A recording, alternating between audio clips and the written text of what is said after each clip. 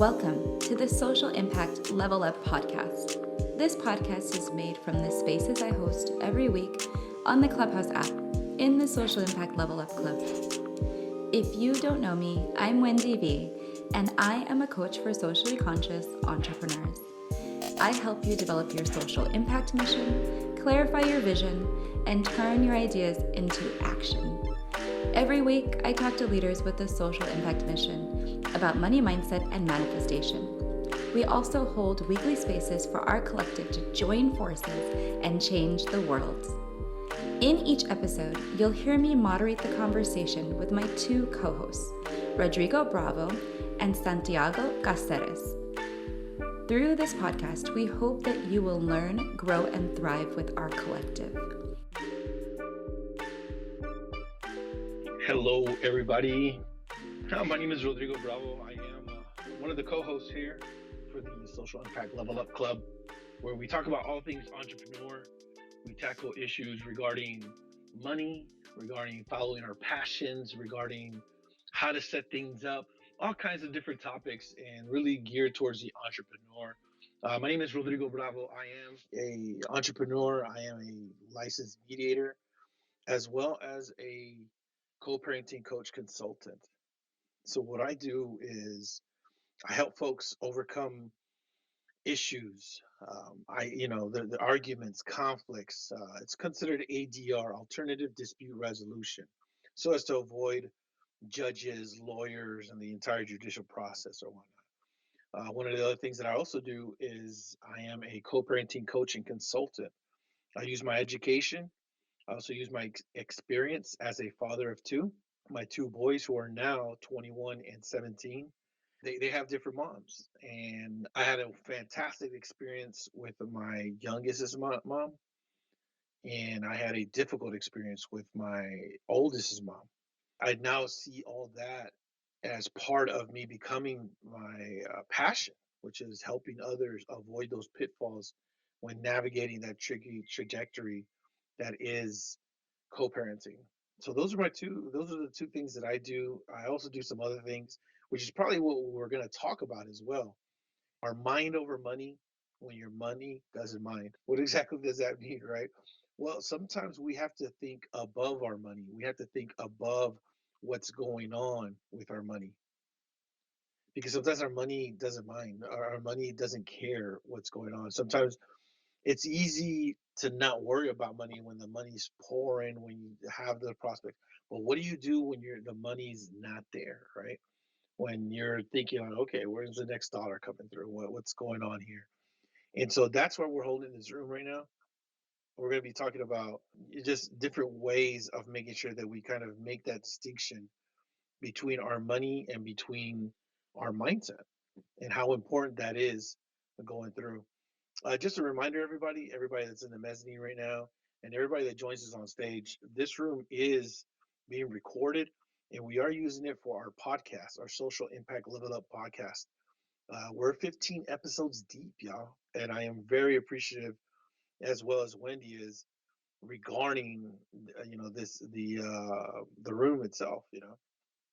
What I want to do is go ahead and welcome anybody to the stage. If you have any questions, or if you want to share, or if you want to talk about our topic right now, feel free to come through. Feel free to raise your hand and come up, and let's talk about it. But today, what I'm going to do is I want to talk about, again, getting our mind over money, and when your money doesn't mind. And so, really, really appreciative for everybody coming through. My co-host Wendy is here. Wendy, how are you today? I'm good. I'm good. I was just laughing at the title when you sent this to me because I said, man, my money, it needs to start biting. It's really for sure. Right? What better way than to like discuss that, right? And why it's important to make sure that our mindset stays over the money. It could be difficult sometimes, and I appreciate you, as always, leading the charge when it comes to these topics, these conversations. I also want to welcome folks that are in the audience, particularly Cynthia, who is also a small business owner, as well as Christina, who is also a small business owner. And I particularly appreciate both of them being here among everybody else that's going to join us later on. because I feel of all the people that I've met, especially when it comes to this social audio landscape, I feel Cynthia and Christina really embody that that duality, right? Of having to hustle and having to do this and do things that maybe they don't even want to do, but understanding that hey, the money needs to come in. I gotta think of this way. My mindset has to be this way. So hopefully they'll be able to come up in a little bit once we get started into the topic. But what does that mean? Mind over money when your money doesn't mind. So Wendy, you already shared right now that maybe your buddy needs to start minding his business, right? Start coming through and whatnot, right? How do you feel about that though? What is your mindset when you see that maybe okay, I need to get this done, I need to get this. How do you feel about that? Yeah, it's interesting because I want to feel anxious, right? Like there's this part of me that wants. I feel like there's two ends of the spectrum. I want to feel anxious, and then I want to feel apathetic. Those are my two choices of feelings. One, it's like, ah, this is so annoying, and I feel as if I should be doing something about this. But then two, I'm also like, okay, I'm also to continue with the A descriptions, amused at the same time because I realize, in retrospect, it's not that I waste money, but I realized where there were months where I felt like I was wasting time. And I don't know that I was necessarily wasting time, but I was spending money and not having a revenue source to come into me. And there's been a lot of time that I have an entire website that I have not monetized. And as I'm looking at simple things like Google AdSense or little things that I could have already been doing, like adding um, more links to Amazon affiliates to products and things on pages that I already have a lot of traffic on. And I know that this is something that I should be doing. So when I'm going through my feelings, I'm also processing, well, what is my strategy?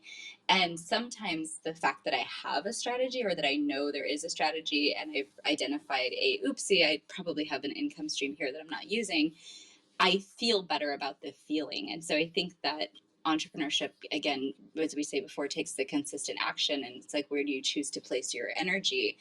And placing your energy in a spot that's going to bring you money in and ease your mind is really good, but it doesn't always happen every single day. And we talk about this in this club, that not every day is a day that you're earning, but you're doing.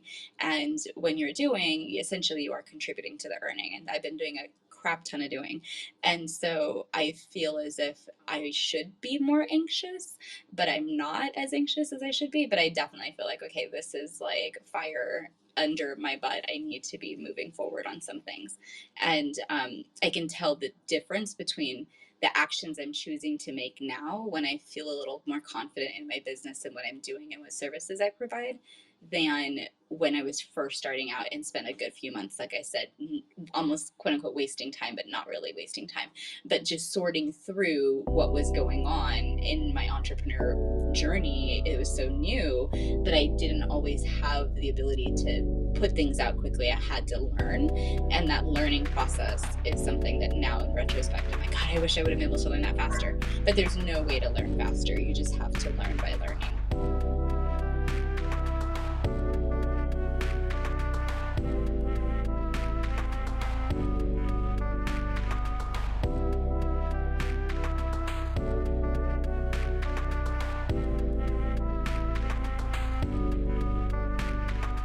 No, that's a great way of kind of breaking all that down.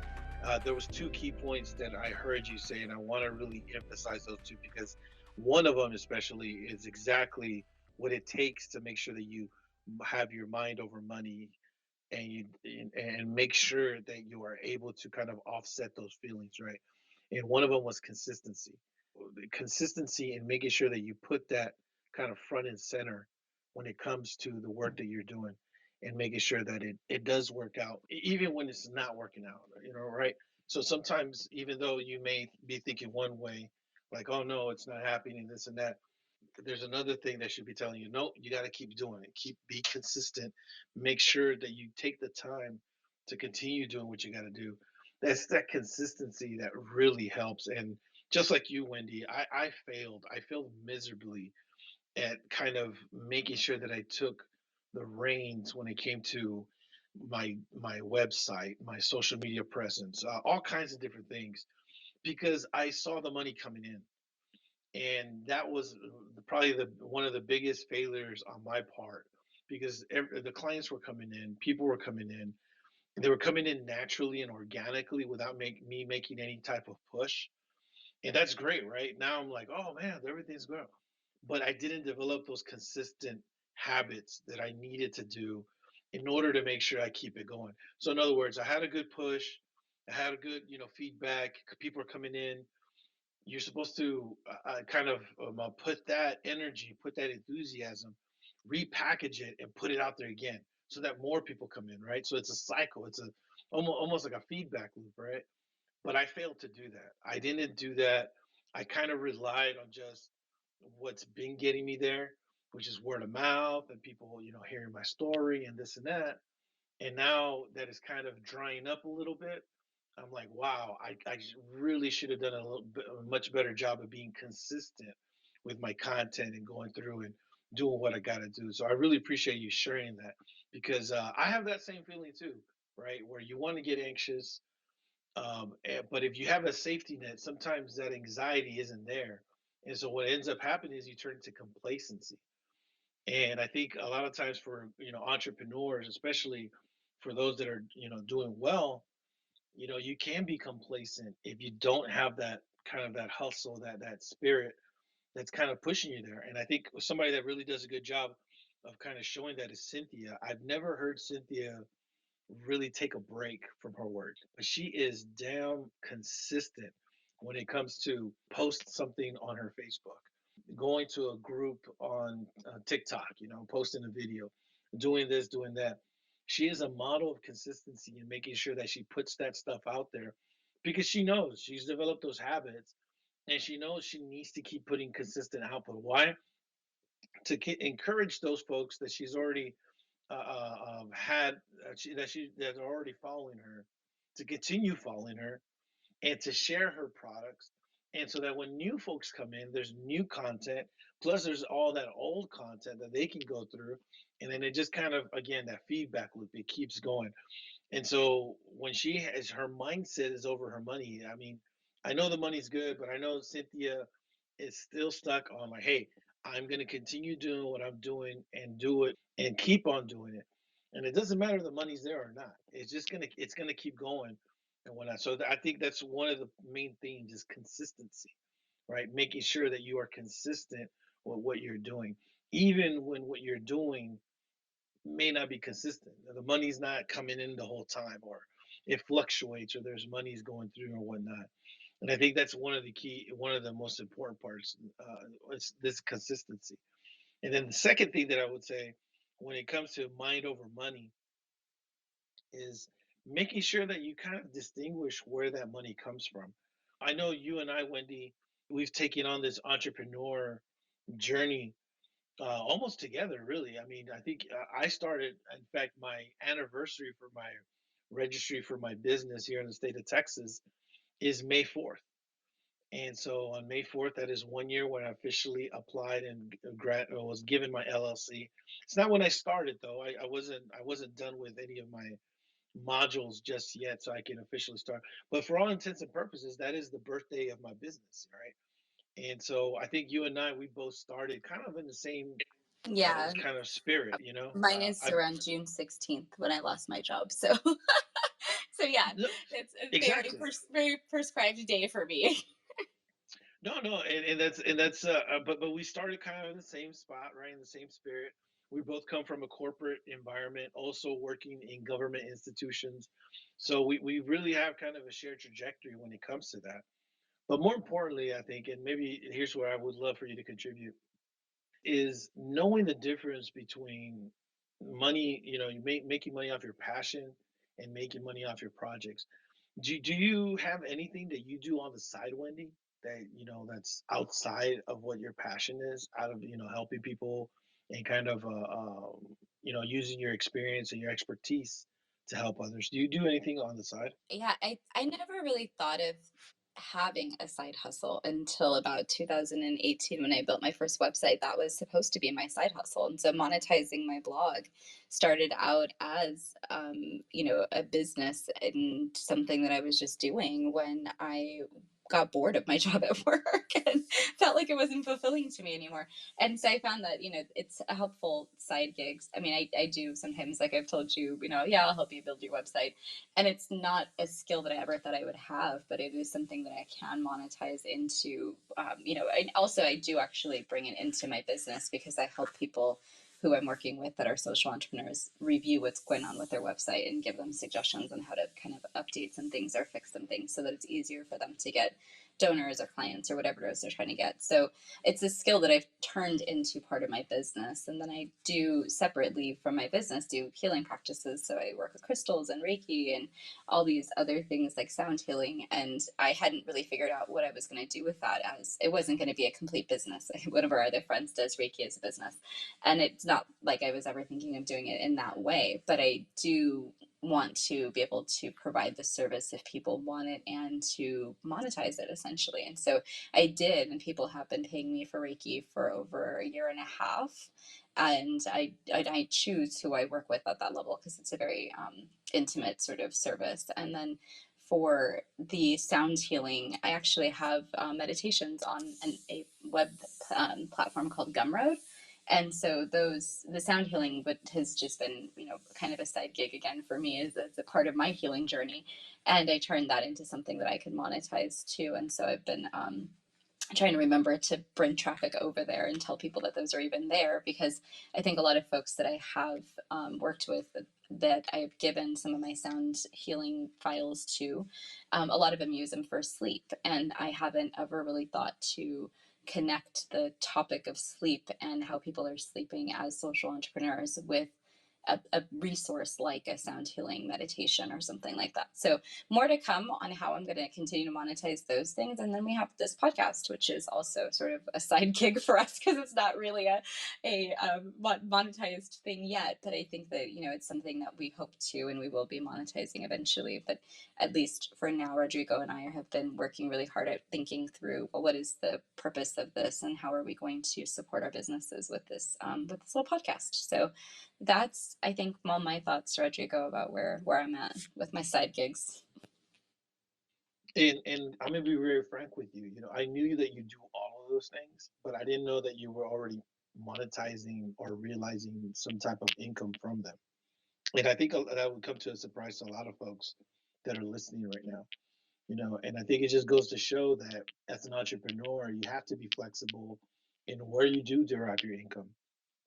That I in even order to have a monetized my backyard recently. So how did I was in a how club. did you monetize your backyard? I'm telling you, I've been on this hustle like lately where I'm like, what have I not monetized? I added Google ads to my website last night, and this past week I had a rover dog. I had my very first rover dog. And so I monetized my backyard because I was in a conversation here on Clubhouse where we were talking about all your assets and making sure that your assets are working for you. And so if you have a house or something you're renting as an asset, that's one thing. But I was like, well, why is my house that I live in not working for me? And so I was thinking about it as a resource. And I said, I can totally fit another dog in here and be just fine with the space that I have. And so I've committed to rovering, well behaved dogs. And 3 days, $100. Hey, monetize the backyard. Now it's got groceries, buddy. Absolutely love that. No, no, no. Let me tell you why this topic came about. So when I was planning a trip to Denver a while back, I wanted to go biking, right? And so I was like, well, my friend, in fact, Michelle, our mutual friend, I asked her like, where can I get a bike? This and that. She goes, I don't know, this and that. I went online and there's a service called Spin Lister. Yeah, Spin Lister. Basically, it's like a Uber or an Airbnb for bicycles. And I thought it was a great idea. So, I actually put down some money. I created an account, put down some money. I was like, okay, I'm going to rent this bike. Well, Michelle told us it was going to be cold. And the one thing I absolutely despise is riding a bike in the cold. So I canceled that. However, that gave me the idea. And I said, man, I have two bikes. I have two really nice bikes. Why don't I put them on there and rent them out here in San Antonio? And that's what I did, Wendy. And this weekend, I was riding my bike, and I had an accident in my not an accident. I had a flat on my bike, so I went to go fix it or whatnot. And guess what happened, Wendy? Yesterday, I You got a saw somebody hit. riding the other bike? No, no, no. Somebody wanted to rent my bike, but I didn't have it ready. So I had to cancel it. And I felt terrible because I was like, this is the damn reason I have these bikes and blah, blah, blah. But I also thought of it and said, because per day rental is $31. $31. I deliver the bike, thing, blah, blah, blah, right? And then I thought about it, I was like, 31 bucks, blah, blah, blah, right? But then I started thinking, I said, man, I can't be like that. I got to think of it as income that's coming into me. I can't think of it as just throwaway money nowadays, right? Or just, dinner money or this and that. Yeah, I need to go ahead and incorporate that into my mindset and say, hey, this is one of the income streams that I have that's going to provide me for my income. It may not be my income for my passion project, but it's income nonetheless. And like you said, Randy, and I'm so happy you just brought that up. There shouldn't be, first of all, there shouldn't be any shame in monetizing any aspect that you have. Anything that you have that's a resource and you can monetize it, I am all for it. If you want to go out there and Uber and deal with people, go for it. If you want to pick up somebody's groceries, go for it. If you want to deliver food, go for it. If you want to rent your bike out so somebody else can ride it, go for it. If you want to take care of somebody's dog, go for it. I don't think there should be any shame with that. But more importantly, we really do need to treat those as part of our income and not shy away from it and treat that money differently. And I think that's the second one that I want. That's kind of the second point that I wanted to allude to, making sure that when your mindset over money, that it doesn't matter where the income comes from. Granted, we all want our passion projects to go up and blow up, and we can help people and make money at the same time. That's great and that's phenomenal. We all want that, and I wish that for everybody. But sometimes you're not there yet. That's when it's okay. That's when I feel like, hey, you need to think of other things. And what a great example, Wendy, that you said, hey, I have a backyard here. I love dogs. My dog is very friendly. I have a space that's very welcoming to dogs. Hey, let me go ahead and monetize my backyard. And what a great concept. So today, this morning, I was actually talking to two clients, and I got done, and then I was getting prepared for this room, and then it reminded me. I was like, yeah, we're gonna talk about that. Man, I started cleaning my bikes. I got the WD-40, the bike chain degreaser. Got the hose out. Start. I'm not done yet. I'm gonna get back to it once I'm done. But I started doing that because, like you, Wendy, there's no reason why you shouldn't monetize what you can monetize. And I'm really happy that that kind of example just came out of nowhere because that's really what I wanted to talk about.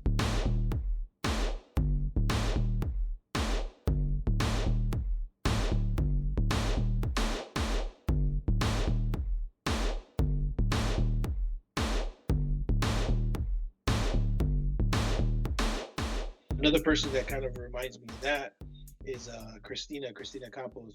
She's the founder of the Impactful Parent, which is an app that's available. You can download it on iOS or on Android. It's a fantastic parenting app that helps parents, especially preteens and teens and whatnot, kind of deal with all the everyday issues. If you want to be a better parent, I strongly recommend that you download that app. We co-host a room every Friday on Clubhouse as well. Fridays, 11 o'clock Central, 12 o'clock Eastern, where we talk about various things parenting, right? How to be a better and an impactful parent. And one thing that she and I had talked about one time was income streams. And she told me, and it's very funny when she told she said it. She says, "Yeah, I'm an Airbnb slumlord." I don't even know what that means, Wendy. But she said, I'm an Airbnb slumlord, right? But that's where she makes her money, right? It's not her passion. And I'm drawing an Hey, I'm assumption gonna here be an based on our Airbnb conversation. slumlord too, so don't talk shit. I'm trying to do No, that with no, my no. house. So Christina, I'm about to hit you No, up. so no, but my point is that's not her passion. It's not something that I don't see her being like a super host, although she definitely could be. But it doesn't strike me as she's one of those people that she's like a super host, or maybe she is, right? Who knows? But at the end of the day, I know that that's not her passion project. I know that the impactful parent is her passion project. That's the one that, I mean, when she talks about business, she talks about helping people, she talks about, reaching the kids and just trying to help people move the needle forward when it comes to parenting and when it comes to children. Christina is passionate, damn near fanatical about reaching folks through the impactful parent, and you can see her passion when we have those talks here in Clubhouse, or when I speak to her, or when we're texting. I can just tell, like, man, that's where she really wants to make her impact. That's where she's wants to leave her legacy, right? And I commend her for that, and I admire that. But at the same time, she knows, hey, I still need to have some other income in the meantime. And she does her Airbnb business, and she does great. That's her moneymaker. She's going out there, she's doing it. Is it something that she's looking to be passionate about, or like leave a legacy? I don't know for certain, but I will place money that she's probably not looking to do that with that. At the end of the day, though, it doesn't matter, right? Her mind is over her money. Hey, I need the money for X, Y, and Z, whatever the reasons are. It doesn't matter where it comes from right now. And when things are tough with the impactful parents, she knows, hey, I got Airbnb resources, and I got money streams coming in from there. I don't have to worry about this. That's when you start developing a mind over money mindset. When you have all these different revenue streams coming in from different sources, and especially when you are an entrepreneur and when you're starting off your business and you're trying to do your own thing, it is critical to maximize every possible revenue source. Wendy with an excellent example there of, hey, my backyard is available. There's an app that allows me to dog sit. I love dogs. This is a no-brainer. I'm going to be here anyways with my dog on the keyboard. Why not do that? That's an excellent move. Wendy, did you want to provide any feedback or discuss anything that I said, or do you want to just go straight to Christina and ask her about her Airbnb slumlord No, business? I definitely don't want to. To welcome Jason to the stage. Thanks for joining us. I know you put some stuff in the chat, so I can't wait to hear what you have to say. But I think with the, it was just, you were just finishing on something that I wanted to say. I have to remember what it was, but I was thinking about when you were giving the example of the bikes, that I remember you sending me that link to the bike thing. And this is something I struggle with all the time. What if somebody breaks my thing? Or what if I have to fix it as a result of, what if I let somebody stay in my slumlord house and then they break all the things because it's already broken or whatever, I don't know what the situation is, but I always struggle with, there's something personal that I feel like I'm giving up when I'm doing those kinds of things. Whereas even with the dogs, I'm giving up my time and my attention from my dog, and she gets jealous sometimes, and then I'm giving it to this other dog. So there's always an energetic price to the exchange. But if you're okay with that price, like you said, the Ubering only when it's a certain event or only at a certain time, then there's no reason why you shouldn't think about these things. Where can I monetize what streams have I not explored yet? And if it doesn't take out of your joy bank of things that you want to do that week, then why not do it? So I think that's all I wanted to add. But hey, Jason, what's up? How y'all doing? Jason, welcome to the stage, man. And I appreciate you commenting in the chat room and just kind of giving some feedback there. What would you like to add right now to the conversation? Well, I mean, you guys brought up a lot of points. One, your joy bank and your experience bank. You're exchanging your time. They can be leverages or benefits. And as I'm exiting the poor mindset in my own life and doing my own things and restructuring things, I really look at the value that I exchange with on a daily basis, like a self-assessment. So when it comes to making money, I I never can forget how money's the tool, right? But it's also a gateway to what we believe in. And a lot of people say, well, I want to make more money. I want to make, say, like a couple $1,000,000 so that I don't have to be in debt. But if you never cured the problem of how you got into debt to begin with, no matter what money stream or income stream you're messing with or investing with, you're going to end up right back in the same place. And I forget what book I read a long time ago about lottery winners and losers. And the common theme that they had that really caught my attention was they never corrected of their own self-trust and belief. So when you're making these income streams and using words like passive income, aggressive income, master income, it's still income. And when people like experiment with the terms of identity, I'm an entrepreneur, um, it's like it's adding a little extra labels. So what I asked earlier in the chat was, many of us want to monetize things, but do we ever realize what we want to do it for? And when we come to find out what it's for, is it really funding you in the long run? Is it funding your peace and your mindset? Because when you look at how people spend, if you looked at your balance sheet, if you took every penny, every nickel, every quarter, every dime, every percent, and put it into a report, and you looked at how much goes out versus what comes in, that's really going to tell you, what really should I be monetizing with? What value am I receiving as I exchange? And that's the thing that where I want to land the plane, is making the difference of living without exhausting. That's all I got to say. Yeah, those are great points, Jason. Honestly, I think a lot of folks do need to realize where your boundaries are. You know, Wendy, you brought up a great boundary for yourself, right? You said, I'm not comfortable, lending my bike out. What if it gets broken or stolen or blah blah blah, right? And those are valid reasons, and so for you though, you're totally okay with bringing another pet. Somebody else may say like, oh, I could not bring somebody's pet into my house. That's ridiculous. I wouldn't want to do that, this and that. So every person has different boundaries, different parameters for what's okay and what's not okay. And I think Jason brings a great point.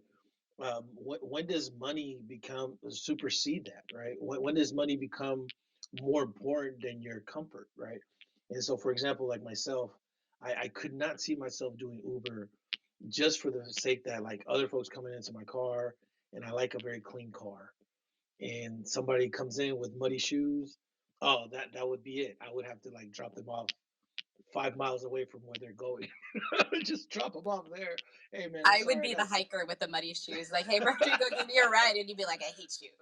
Yeah, yeah, I would be so bad. I would be like, no, you're gonna mess up my leather or something. No, no, that's okay. But okay, again, when does the money take precedence over your comfort, over your security? And you have to make those decisions. I know that there's another app, and again, I saw this like 2 days ago, but there's an app called Neighbor, and the Neighbor app allows you to, if you have extra space in your house, to rent out that space to somebody else so they can store stuff in your house. I would not be comfortable with that. It is so funny, right? Because I'm totally comfortable with going into somebody else's house, a la Airbnb, right? Spending the night there, doing whatever, hanging out, eating food, da da da da. But I'm not comfortable with holding somebody's materials in my garage, because in my mind, in my mind state, I'm like, well, what if there's a bomb, or what if there's drugs or some shit, So it's a variety of things, right? But again, Jason brings up some fantastic points. And what is your boundary? What are your parameters? Where do you draw the line? And making sure that you don't cross that line, because the last thing you want to do is making money anxiously, right? I mean, and I don't mean anxiously that that's a bad thing, because sometimes when we go to client calls, this and that, yeah, I'm talking about anxiously performing these tasks that they're not even part of your passion. There are things that you have to do, and you're like, well, this and that. Now you're dealing with this, all for the sake of that. It's really just, it comes down to a kind of a balance between the two, and how important and how necessary it is.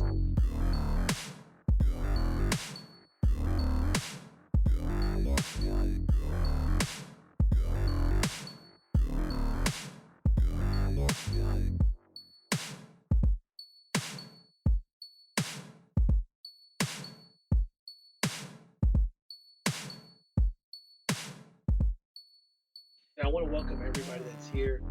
This is the Social Impact Level Up Club. We hold discussions twice a week, in fact, on entrepreneurship and going through this journey. Wendy and myself and others that have joined us here on stage and in the audience are sharing our experiences as entrepreneurs And today our topic is mind over money when your money doesn't mind. And so right now what we were talking about is various ways to kind of grow and monetize various aspects of your income stream. With that said, though, I want to go on the third point. Before I go to the third point, I want to kind of give Wendy a question and see how she answers it. And so, Wendy, what do you do when your money doesn't mind? And in other words, when and I've had this experience recently myself. In fact, let me share my experience, and then I can get your experience as well. But recently, I actually had to have some money withheld from me, and it totally threw everything off, totally jacked me up. I was not expecting this. Without getting into too many details, there was a hold placed on my bank account. It was ridiculous. Wendy knows this. I mean, we chat in a group chat and we talk, but I had my money held up, and I literally had maybe a couple $1,000s to my name that I could actually have in my possession. And that really messed me up. That really jacked me up. I almost canceled two trips that I had planned already months in advance. And I had already planned on going over there to New York and to Zion National Park. And the whole anxiety, the whole anxiousness, all this other stuff. At the end of the day, I figured it out, right? But it really did sink into me. I was like, man, my money doesn't care if I need it. It doesn't matter. There's other forces out there that are working against me sometimes. Am I prepared for that? And how do I feel about that? And I've suddenly realized that I was in a very precarious situation where I felt well, two things.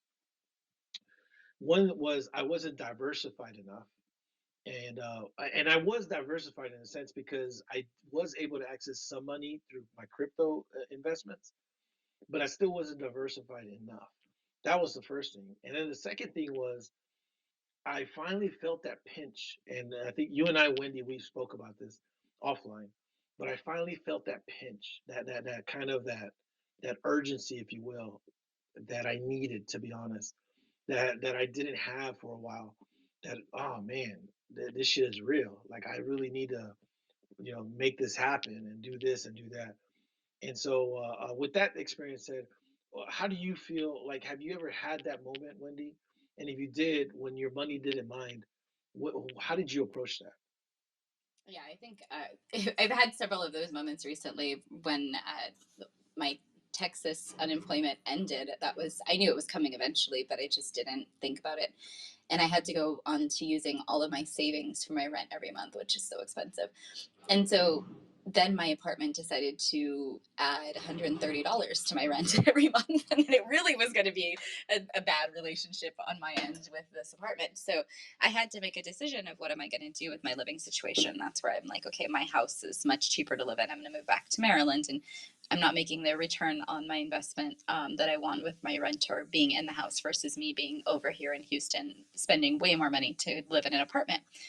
So I think that there's a lot of choices that still come into this conversation when you realize, oh, exactly like you did, I'm not in the situation that I want to be in, but in the situation that I'm in, there's still opportunity and I need to look for the opportunity. And so just like Jason said, is it where I'm spending? And that was the analysis that I had to do. And I know I appreciate what you're sharing, Jason, because I definitely had to sit down and look at my expenses and say, okay, well, where am I spending frivolously here in Houston?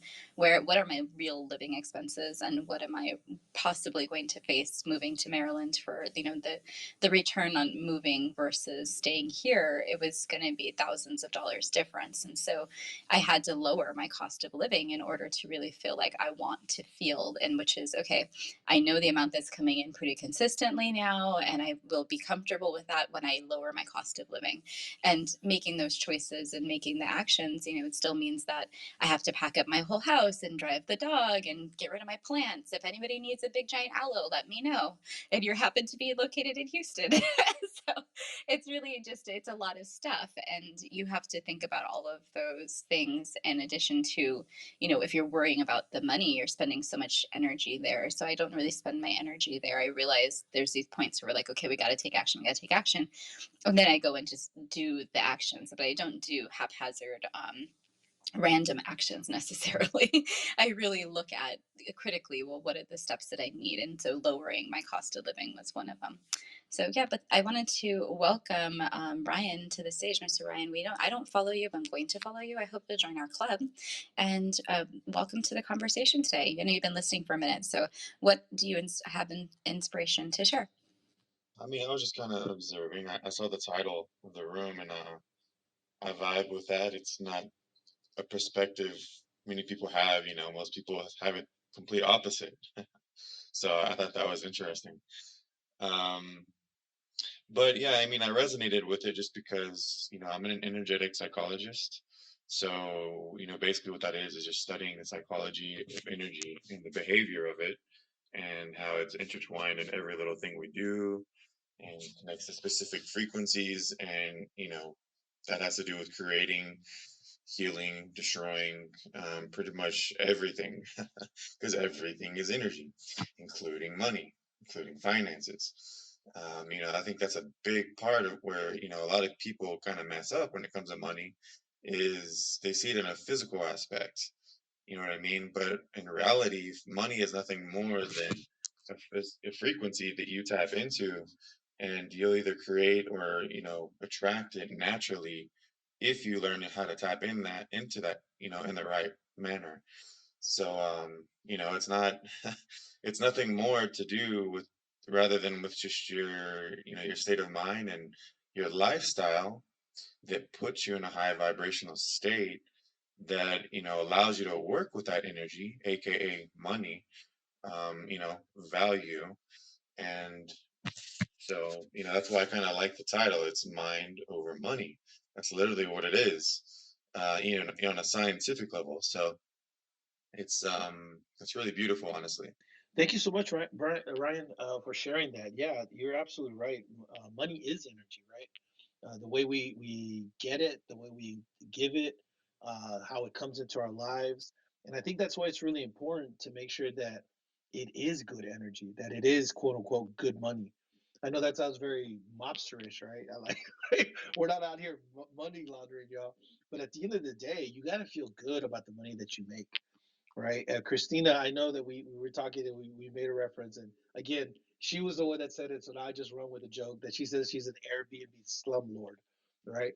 But I know that she's not. I know that she does a great job with her Airbnb, and that's where makes her money. I know that the type of person that she is. I know that whatever our Airbnb hosting capacity that she does it with good intent and does it in a good vibrational aspect. I've seen and heard some Airbnb horror stories, and that's when you see those hosts and people like that have a money over mind mindset where they don't really care how they get the money. They just want the money to come in. So they will have a crummy Airbnb place. Things won't be up to standard, up to par. Even like Wendy right now, right? When she was giving the example about the Rover, the app, she said, "Hey, I already love pets. What better way to have your pet be pet sit, right, than by somebody that actually loves dogs, right? That's good energy. That's going to be a good experience for your dog. That's what you really want. Myself with the bikes, I take care of my bikes. I would want somebody to treat them the same way. When somebody rents out a bike from me, they're going to get a nice bike. Why? Because I want to give that good energy. I want to give good vibes. Hey, look, here's my bike. I take care of it. By showing them that, they're going to do the same thing. And it also relates to our passion projects, right? When it comes to our advocacy for whatever passion or cause that we have, it's really important to have that energy. And I think back to what Brian was saying, the folks that have been here on stage and they're on the mezzanine. Everybody has great energy from the experiences that I've had with them. And again, I want to point out Christina because when we are talking about parenting, right, we have some really tough conversations sometimes. And the conversations can go all kinds of ways. But because of her energy, because of her passion and her attitude, the conversations have always been so welcoming, thoughtful, and kind-hearted, and it really makes a difference. And I think that's why it is very critical that you have good energy, and if it's not received or it's met with bad energy, then you got to make a decision. Hey, maybe this isn't for me. I don't, for example, I don't go to that room. Yeah, that was the last time I go to that room. I don't need that energy. They're not going to receive it well. Okay, great. I don't need to get that energy back. If I have a bad experience, with a bike, I may just have to say like, hey, you know what? My bike got messed up. The company didn't do anything. That's it. I'm not gonna be able to put it on there. So I really appreciate you sharing that and how important and a key that is when it comes to our money and making sure that we have a mind over money mindset.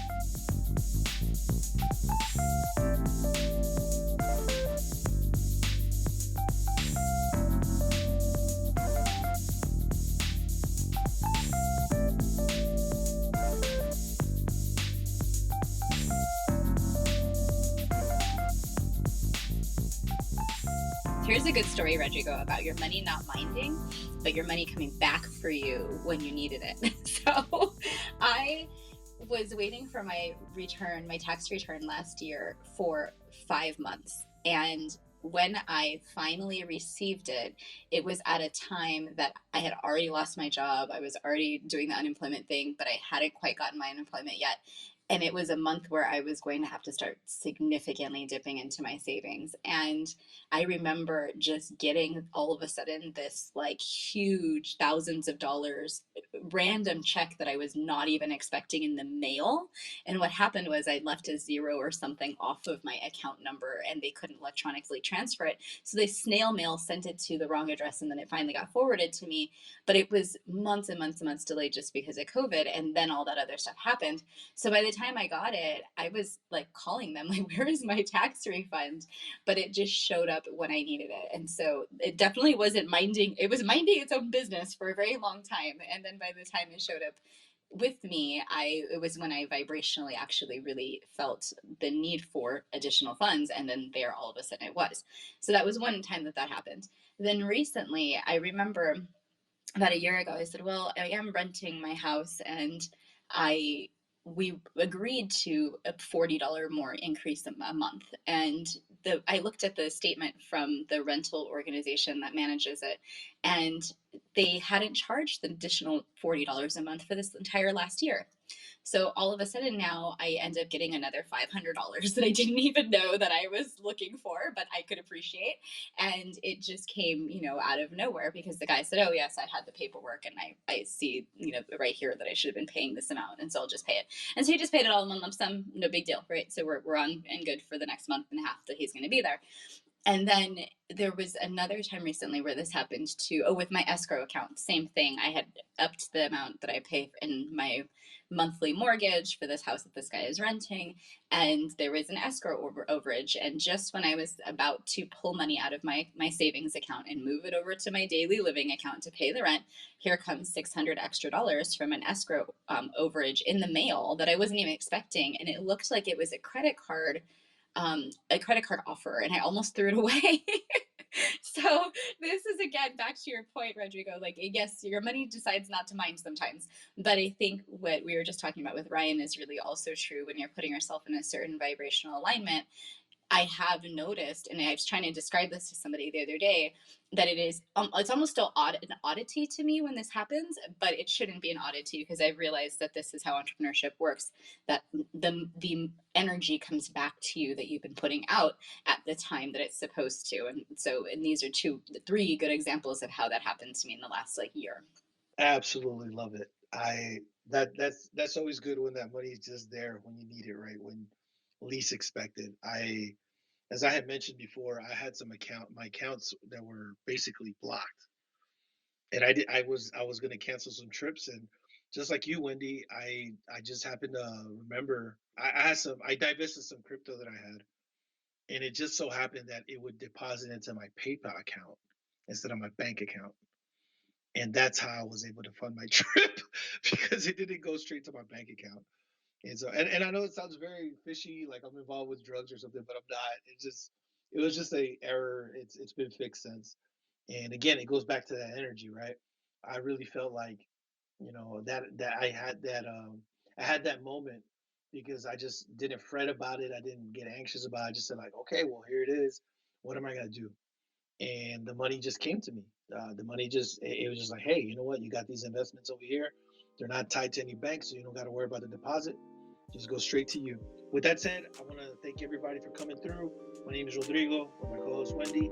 Appreciate everybody, and you'll have a great day. Bye, guys.